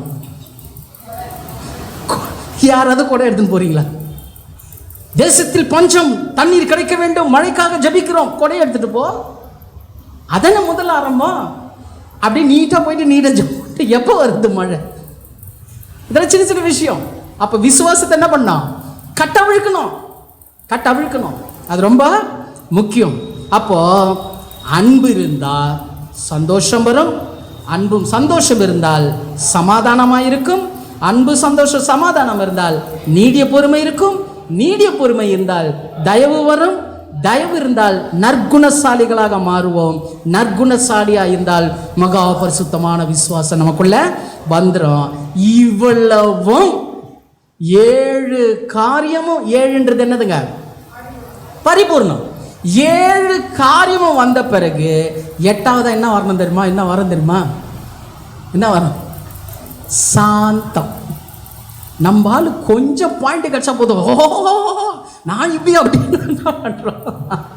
ஆனா இவ்வளவு விஷயம் உள்ள வந்த பிறகு அவன் எப்படிப்பட்டவனா இருக்கணும்னா சாந்த குணம் உள்ளவனா இருக்கணும். தன்னை குறித்து நம்ம என்ன பண்ணிக்குது? நம்ம பெருமடிச்சுக்கிறதுக்கு ஒண்ணுமே இல்லைங்க. தேவனுக்கு முன்னாடி ஒண்ணுமே இல்லை. அதனால தான் இந்த சாந்த குணத்துக்கு தேவன் ரொம்ப வெகுமதியை கொடுத்துருக்கிறார். வாசிங்களா, மத்தேயு 11ஆம் அதிகாரம் 29வது வசனம். மத்தேயு 11:29. நான் சாந்தமும் மனத்தாழ்மையுமாய் இருக்கிறேன். என் நுகத்தை உங்கள் மேல் ஏற்றுக்கொண்டு என்னிடத்தில் கற்றுக்கொள்ளுங்கள். இயேசு என்ன சொல்றாரு? கற்றுக்கொள்ளுங்கள். எதை? சாந்தத்தையும் மனத்தாழ்மை. அது சாந்தம் ரொம்ப முக்கியமா இருக்குது. ஏன்னா சாந்தம் வந்தால் தான் நெக்ஸ்ட் என்ன வரும்? மனத்தாழ்மை வரும். அப்போ இதை கற்றுக்கொள்ளணுமா? யாருக்கிட்ட? கர்த்தராகிய இயேசு கிறிஸ்து கிட்ட இதை கற்றுக்கொள்ளணும். ஏன் கற்றுக்கொள்ளணும் தெரியுமா? அது அவருடைய நுகம். அந்த நுகத்தை நம்ம எடுத்து அவர்கிட்ட கற்றுக்கொள்ளணும். ஏன்னா சங்கீதம் 25ஆம் அதிகாரம் 9வது வசனம். சங்கீதம் 25:9. சாந்த குணமுள்ளவர்களை நியாயத்திலே நடத்தி சாந்த குணமுள்ளவர்களுக்கு தமது வழியை போதிக்கிறார். சாந்த குணம் உள்ளவர்களை தேவன் நியாயத்தில் நடத்தி தம்முடைய வழியை போதிக்கிறார். ரொம்ப முக்கியங்க, ரொம்ப முக்கியம். தேவன் நம்மோடு கூட சில காரியங்களை கற்றுக் கொடுக்கணும்னா இந்த சாந்தம் ரொம்ப முக்கியம். மோஸ்ட்லி நிறைய பேர் பேசும்போது நீங்கள் பேசாதீங்க. இது ஒரு மிகப்பெரிய ஒரு சத்தியம். ஏன்னா நீங்கள் வாய் மூடிட்டு அமைதியாக இருந்தால் தான் அவங்க என்ன பேசுகிறாங்கன்றதை நீங்கள் புரிஞ்சிக்க முடியும். அவர் ஒரு வார்த்தை பேசணும், நீங்கள் 10 வார்த்தை பேசுனீங்கன்னு வச்சுக்க, முடிஞ்சது ஜோலி. ஆவின் கனி அங்கே வெட்டி துண்டு துண்டாக போட்டாச்சு. அப்போது சாந்தம் ரொம்ப முக்கியம். இது ஆவியில் வரணும். சிலர்லாம் மாம்சத்தில் காட்டுருவாங்க சாந்தம். வீட்டில் கேட்பாங்க, என்ன பண்ணியிருக்கிற? சாந்தமா? அப்போ அங்கே என்ன வரும்? உள்ள காட்டணும். என்ன சமைச்சு வச்சிருக்கிற? கர்த்தருக்கு ஸ்தோத்திரம். சாந்தம் உள்ள வரணும். நீ கொடுக்கறதுக்கு இதான் முடியும் அப்படின்னு சொல்லாதீங்க. புரியுதா? சாந்தம் வரணும். அந்த சாந்த குணத்தை அவர் என்ன பண்ணாராம்? போதிக்கிறாராம். சங்கீதம் 37:10-11 வாசிங்க. சங்கீதம் 37:10-11. இன்னும் கொஞ்சம் நேரம் தான், அப்போது துன்மார்க்கன் இரான். அவன் ஸ்நானத்தை உற்று விசாரித்தாயானால் அவன் இல்லை. துன்மார்க்கன் இல்லவே இல்லை. சாந்த குணம் உள்ளவர்கள் பூமியை சுதந்தரித்து. ஆமென். சாந்த குணம் உள்ளவர்கள் பூமியை சுதந்தரித்து கொள்ளலாம். ரொம்ப முக்கியங்க சகோதரர். இந்த சாந்த குணம் இருந்து அந்த பூமியில் நமக்கு ஒரு அங்கீகாரம் கிடைக்கும். சரி, இப்போ அன்பு, சந்தோஷம், சமாதானம், நீடிய பொறுமை, தயவு, நற்குணம், விசுவாசம், சாந்தம், இத்தனை விஷயங்கள் உள்ள வந்த உடனே இச்சை அடக்கம் ஆட்டோமேட்டிக்காக வந்துடும். இச்சை அடக்கம் என்ன ஆகிடும்? வந்துடும். நம்ம என்ன பண்ணுறோன்னா டிசம்பர் 31ஆம் தேதி ஒரு ரெசல்யூஷன் எடுப்போம். அடுத்த ஆண்டு இந்த நாள் முதற்கொண்டு நான் இதை செய்ய மாட்டேன், நான் கோபப்பட மாட்டேன், நான் இதை பண்ண மாட்டேன், அதை பண்ண மாட்டேன்னு சொல்லிட்டு என்ன பண்ணுவான்? தீர்மானங்கள் எடுப்போம். 31ஆம் தேதி இரவு, 1ஆம் தேதி இரவுக்குள்ளேயே செஞ்சிருவோம். புரியுதுங்களா? ஏன்னா தீர்மானம் சரீரத்தில் எடுக்கிறீங்க. இச்சை அடக்கத்துக்கு முன்னாடி இந்த 8 காரியம் நமக்குள்ள வரணும் சகோதரர். 8 காரியம் வரணும். அதுல ரொம்ப முக்கியமான விஷயம் இந்த 8 காரியத்துல அன்பை விட்டுடுங்க, மற்ற காரியங்கள் கொஞ்சம் குறை நிறை வந்தாலும் பேலன்ஸ் பண்ணிடலாம். ஆனா அன்பு இருந்தா நின்றுடலாம். எத்தனை பேருக்கு புரியுது? ஏன்னா தேவன் அன்பாகவே இருக்கிறார். அன்புதான் தேவன், தேவன் தான் அன்பு. ரொம்ப முக்கியம். நீங்க நல்லா கொஞ்சம் கவனிச்சு பாருங்களேன். இந்த அன்பை மாத்திரம் கொஞ்சம் நம்ம ஊன்றி வச்சுட்டோம்னு வச்சுங்களேன். ஃபார் எக்ஸாம்பிள், இப்போ ஒரு பாவத்தில் விழுறோம். அந்த பாவத்தில் விழுந்த உடனே மனசாப்படுறோம், ஐயோ நான் இதை செஞ்சுட்டேனே, இனி நான் செய்ய மாட்டேன், நான் கர்த்தருக்குள்ள தீர்மானம் எடுக்கிறேன். அடுத்த முறை செய்யும் போது தேவனுடைய அன்பை நீங்க ருசிக்கணும். ஐயோ எனக்காக பாவத்தை மன்னிச்சிருக்கிறாரு, நான் எத்தனை முறை கேட்டாலும் எனக்கு மன்னிக்கிறாரு, அவருடைய குமாரனுடைய ரத்தத்தை எனக்கு கொடுத்துருக்காரு, நான் திரும்ப திரும்ப செய்கிறேனே, இப்போ கூட செஞ்சுட்டு தான், அதான் உண்மை, செஞ்சுட்டேன் ஆண்டவரே, இருந்தாலும் எனக்கு என்ன பண்ணுங்க. அந்த அன்பை கொஞ்சம் கொஞ்சமா, இதுதான் மனம் திரும்புதலுக்கு ஏற்ற துக்கம். கடந்த முறை பார்த்தோம். இந்த துக்கம் வர வர வர வர வர ஆகினால் எனக்கு அருமையானவர்களே, இந்த ஆவியின் கனிகள்னு சொல்லும்போது இந்த ஆவியிலிருந்து அந்த விதையிலிருந்து பார்க்கணும், வேற பார்க்கணும், அதுக்கப்புறம் கடைசியாக இன்னைக்கு என்ன பார்க்குறேங்க, அந்த 9 சுவையை நம்ம பார்க்கிறோம். இச்சை அடக்கம் ரொம்ப முக்கியம். 1 கொரிந்தியர் 9:25 வாசிங்க. 1 கொரிந்தியர் 9:25. பந்தயத்தில் போராடுகிற யாவரும் எல்லாவற்றிலேயும் இச்சை அடக்கமாய் இருப்பார்கள். அவர்கள் அழிவுள்ள கிரீடத்தை பெறும்படிக்கு அப்படி செய்கிறார்கள். நாமோ அழிவில்லாத கிரீடத்தை பெறும்படிக்கு அப்படி செய்கிறோம். இதுதான் சகோதரர். இந்த இச்சை அடக்கம்ன்ற ஒரு விஷயத்துல வந்துட்டா இதனுடைய வெகுமானம் என்னவா இருக்குதுன்னா அழிவில்லாத கிரீடமா. எத்தனை பேர் ஆமென் சொல்றாங்க? அப்ப இந்த காரியத்தை நம்முடைய வாழ்க்கையில செயல்படுத்தணும்னா ஆவியில வளரணும். இந்த காரியத்தெல்லாம் இன்னும் தேவனிடத்துல நம்ம கேட்கணும். அதனால கர்த்தர் இந்த நாள்ல நம்மோடு கூட இந்த ஆவியின் கனிகளை குறித்து நம்ம தியானிச்சிருக்கிறோம். இன்னும் வருகிற நாட்களில் இதை குறித்து நீங்கள் இன்னும் இதை தியானிக்கும் போது இன்னும் கர்த்தர் இன்னும் அநேக ரகசியங்களை நமக்கு வெளிப்படுத்துவார், வெளிப்பாடுகளை கொடுப்பார். குறிப்பாக நம்ம ஏதோ கேட்டோம் அப்படின்ட்டு என்ன பண்ணிடக்கூடாது, இதை விட்டுறக்கூடாது. நம்முடைய வாழ்க்கையில என்ன பண்ணுங்க, அபியாசப்படுத்த வேண்டும். இது உங்களுடைய ஆவிக்குரிய வாழ்க்கைக்கு மிகவும் முக்கியமானது. இதான் ஆவிக்குரியது, ஆவியில நடத்தப்படுறது. அதனால இது ஒரு சப்ஜெக்டா பார்க்காதீங்க, இது உங்களுடைய வாழ்க்கையின் நெறிமுறையாக பாருங்க. நம்முடைய வாழ்க்கையில நம்ம கற்றுக்கொள்ள வேண்டியது.